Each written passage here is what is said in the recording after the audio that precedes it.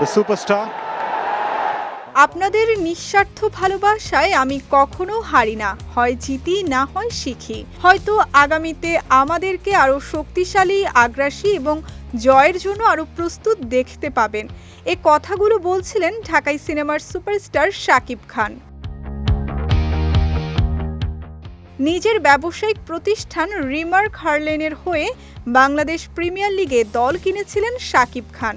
তবে মাঠে তার দল ঢাকা ক্যাপিটালস তেমন বাজিমাত করতে পারেনি।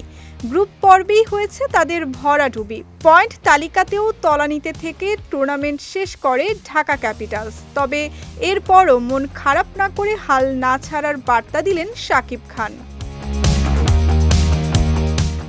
তিনি বলেন, এবারের বিপিএলে আমরা ঢাকা ক্যাপিটালস দল নিয়ে অংশগ্রহণের সুযোগ পেয়েছিলাম। এটি আমাদের জন্য যেমন নতুন অভিজ্ঞতা ছিল, তেমনি ছিল নতুন চ্যালেঞ্জ।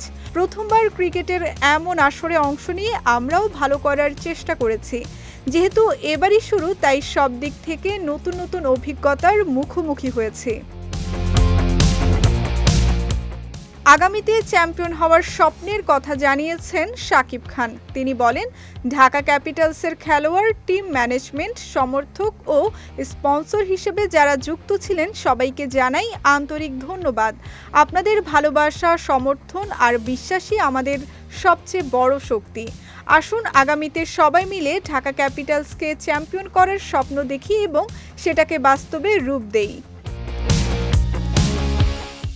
সাকিবের মালিকানাধীন ঢাকা ক্যাপিটালস শুরুতে আলোড়ন তৈরি করেছিল, তবে মাঠের পারফরমেন্সে সাড়া ফেলতে পারেনি। প্লে অফ থেকেই ছিটকে যায় দলটি।